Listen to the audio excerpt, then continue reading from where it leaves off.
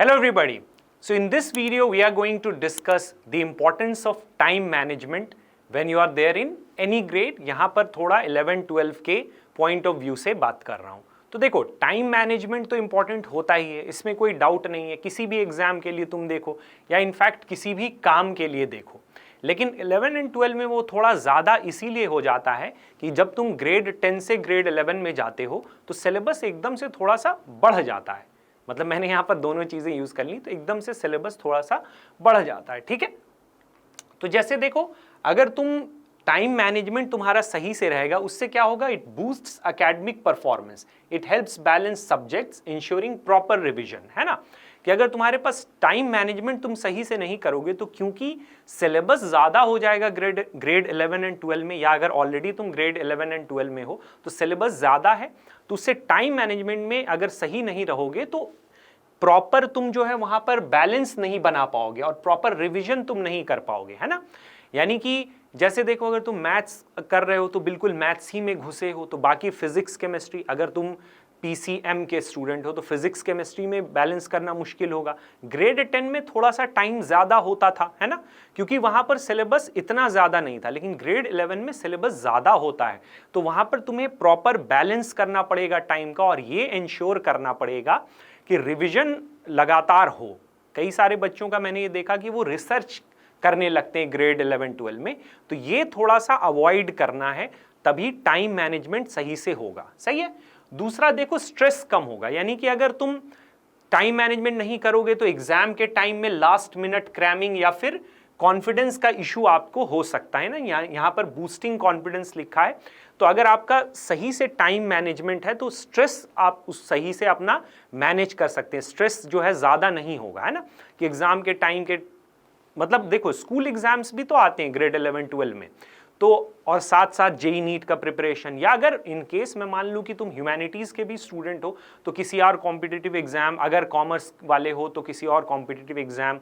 हालांकि हमारा main purpose तो जेई नीट के बारे में बात करना है, तो उसको बैलेंस करना थोड़ा सा मुश्किल हो जाता है अगर तुम सही से टाइम मैनेजमेंट ना करो. तो ये इंपॉर्टेंस है टाइम मैनेजमेंट का. समझ गए कि जो स्ट्रेस जो है वो तुम्हारा रिड्यूस होगा और लास्ट मिनट क्रैमिंग करना तुम्हें नहीं पड़ेगा एग्जाम के आसपास, और कॉन्फिडेंस उससे ऑब्वियसली बूस्ट होगा. सही है.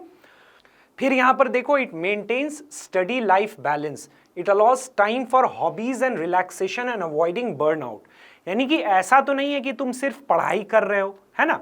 सिर्फ पढ़ाई करना तो मतलब सिर्फ पढ़ाई करना तो ज़रूरी नहीं है, आपको ऑब्वियसली और भी तो काम करने थोड़े बहुत, मतलब खेल वगैरह ये चीज़ें भी ज़रूरी होती है. तो अगर टाइम मैनेजमेंट नहीं कर पाओगे, करते हो सही से, तो क्या होता है कि पढ़ाई में भी प्रॉब्लम होगी, वो भी ढंग से नहीं होगा, और उसके अलावा जो चीज़ें होती हैं हॉबीज़, रिलैक्सेशन या और एक्स्ट्रा करिकुलर एक्टिविटीज़ जो होते हैं, इनमें प्रॉब्लम हो सकती है. ठीक है, तो आई होप ये क्लियर है कि सिर्फ पढ़ाई पॉसिबल नहीं है, और अगर टाइम मैनेजमेंट बंदा सही से नहीं करता है तो सिर्फ पढ़ाई, मतलब पढ़ाई भी सही से होगा या नहीं ये भी ज़रूरी नहीं है, और अगर उसके अलावा और भी चीज़ें होती हैं, आपको गेम्स हैं, थोड़े बहुत तो वो करने पड़ते हैं, चाहे तुम जेई नीट की प्रिपरेशन करो, कुछ भी करो, ये चीज़ें भी ज़रूरी होती हैं. तो टाइम मैनेजमेंट इसीलिए ज़रूरी है.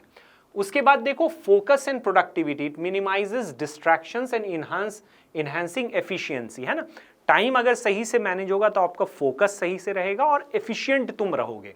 कई बार मैंने बच्चों को देखा कि वो ढंग से कॉन्सेंट्रेट होकर नहीं पढ़ते. कई बार क्या, ज़्यादातर बार यही होता है, और फिर बोलते हैं कि सर मैंने 5 घंटे पढ़ाई की फिर भी मेरा रिजल्ट इंप्रूव नहीं हो रहा. तो देखो 5 घंटा सिर्फ से ज़रूरत नहीं है, ये हो रहा है कि 5 घंटा तुम्हारा एफिशिएंट है या नहीं. यानी कि तुम 5 घंटे लगा रहे हो तो उसमें कितना ऐसा टाइम है जो तुम एफिशिएंटली चीज़ों को ग्रास्प कर रहे हो, या कितने सारे क्वेश्चंस प्रैक्टिस कर पा रहे हो, कितने MCQs एज पर जेई नीट तुम कर पा रहे हो. तो ये भी चीज़ है ना, तो वो टाइम मैनेजमेंट की बात होती है ना.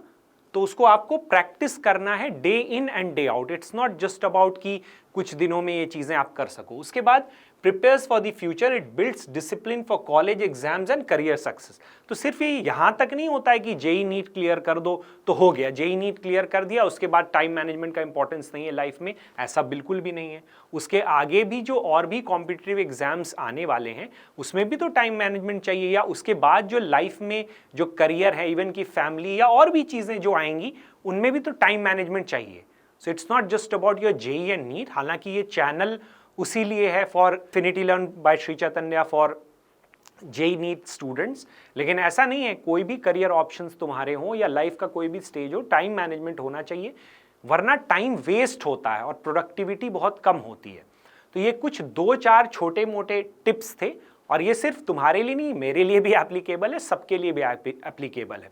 और इस टाइप के वीडियोस एंड सेशंस हम लोग फिलहाल इसलिए लेकर आ रहे हैं कि अभी देखो वही गैप का टाइम है, मतलब ग्रेड 9-10 के एग्ज़ाम्स हो गए, कुछ बच्चे ऐसे भी हैं जिनके 9 के एग्ज़ाम्स नहीं हुए, कुछ ऐसे बच्चे हैं कि जिनका बोर्ड भी नहीं हुआ, कुछ स्टेट बोर्ड्स को अगर ले लो, तो इसीलिए कुछ टाइम है। तो इसमें हम लोग चाह रहे हैं कि कुछ करियर रिलेटेड और कुछ इस टाइप के मिसलेनियस सेशंस आपके लिए लेकर आएँ।